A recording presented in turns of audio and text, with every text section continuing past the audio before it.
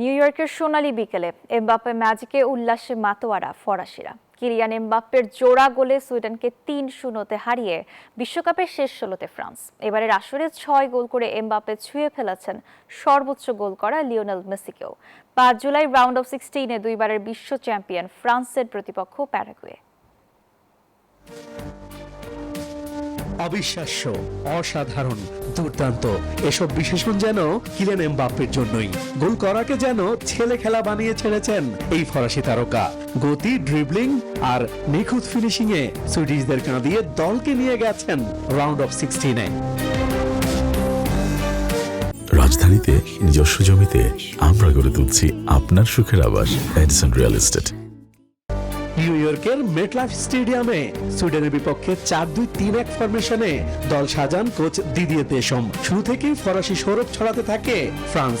প্রথমার্ধে ৭৪% বল দখলে রেখে ১৫টি শট নেয় ফ্রান্স, যার ৭টি ছিল পোস্টে, যেখানে এমবাপ্পে এবং অলিসের ২টি শট পোস্ট বাঁধা হয়ে না দাঁড়ালে লিড পেতে সময় লাগতো না দুবারের বিশ্ব চ্যাম্পিয়নদের। ম্যাচের ২১ মিনিটে সুইডিশ গোলকিপারকে একা পেয়ে বল জালে জড়ান এমবাপ্পে, কিন্তু অফসাইডে বাতিল হয়ে যায় সেই গোল। শুধু তাই নয়, এমবাপ্পে, অলিস, দেমবেলেদের বেশ কটি শট কিপার ফিরিয়ে দিলে রাজ্যের হতাশা নেমে আসে ফরাসি শিবিরে। কিন্তু ফরাসি ফরওয়ার্ডকে কি আর আটকে রাখা যায়? ৪৫ মিনিটে অপেক্ষার অবসান ঘটান এমবাপ্পে। উসমান দেমবেলের অ্যাসিস্টে নিখুঁত ফিনিশিং ফ্রান্স অধিনায়কের। বিরতির পর চেনা ছন্দে ফরাসিরা ৫৩ মিনিটে লিড বড় করে ফ্রান্স। মাইকেল অলিসের পাসে দারুণ শটে জালের ঠিকানা খুঁজে নেন ব্র্যাডলি বারকোলা। এটি বিশ্বকাপে এই ফরওয়ার্ডের দ্বিতীয় গোল।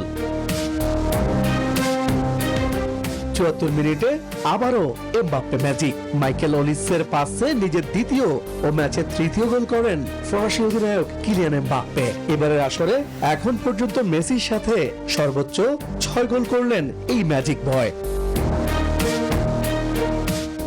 ম্যাচের ৮৫ মিনিটে এমবাপ্পে মাঠ ছাড়লেও সুইডিশরা ব্যবধান কমাতে পারেনি। তাতে মুগ্ধতা ছড়িয়ে মাঠ ছাড়ে ফরাসিরা।